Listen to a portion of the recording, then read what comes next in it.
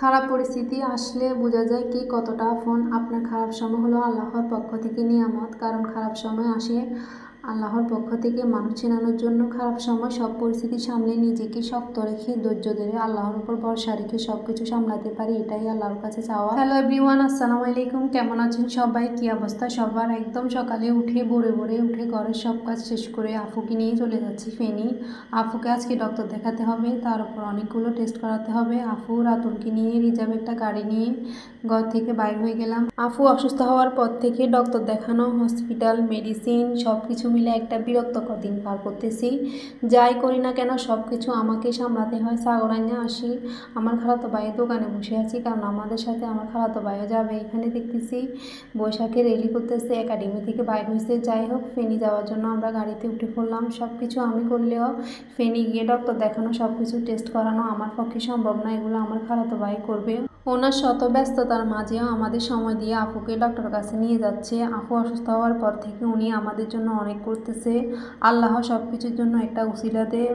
ভাইয়ে যদি না থাকতো, সব কিছু যদি না করতো, হয়তো আমার আফুকে বাঁচানো সম্ভব হতো না। ওই যে বললাম না, আল্লাহ কাউকে না কাউকে উসিলা করে রেখে দেয় আমাদের জন্য, আমাদের রক্ষা করার জন্য। সব কিছুই আল্লাহে ভালো জানে।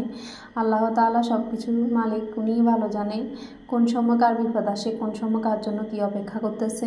তবে ভাই এটার ব্যাপারে বললে অনেক কম হয়ে যাবে। উনি যেটা করছে ওনার ঋণ কোনোদিনও শোধ করা সম্ভব না। উনি ওনার শত ব্যস্ততার মাঝে উনি আমাদের কাছে যে এভাবে আমাদের পাশে দাঁড়াইছে এই বিপদের সময়, এটা বলে বোঝানো যাবে না, সেটা বলে বোঝানো সম্ভব না।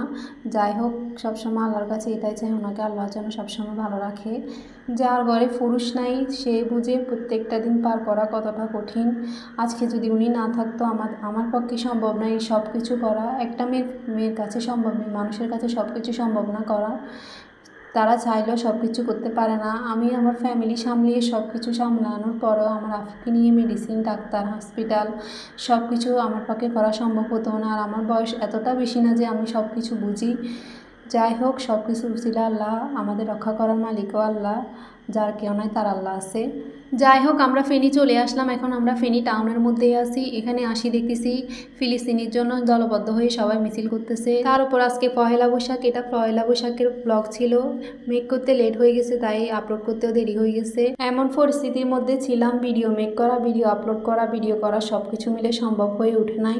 আমার আফুকে নিয়ে এমন অবস্থা হয়েছিল, নিজে উঠে দাঁড়াইতেও পারে নাই, সব কিছু আমাকেই করতে হয়েছে। কিন্তু আল্লাহর রহমতে পায়ে আজকে 1 মাস পর চিকিৎসার পর আজকে নিজে উঠছে, নিজে সব কিছু করছে। আজকে আবার ফেনীতে নিজে গাড়িতে উঠে যাইতেছে।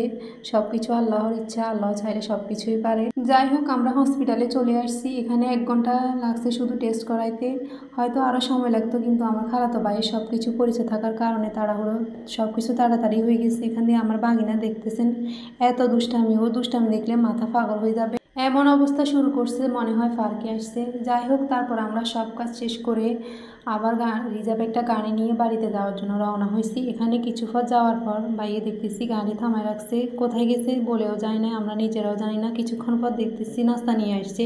আসলে বাইরে গেছে নাস্তা নিয়ে আসতো, কারণ সকালে কিছুই খায় না, খালি পেটে আসছে। উনি নাস্তা নিয়ে আসতে গেছে, কিন্তু কিছুই বলে নাই। উনি এমনই দায়িত্বশীল মানুষ, সব দিক দিয়ে খেয়াল রাখে। যাই হোক, আমরা সাগনাইনে আসি, বাইরের ফার্মেসি থেকে ওষুধ নিয়ে এখন আমরা বাড়ির দিকে রওনা দিলাম।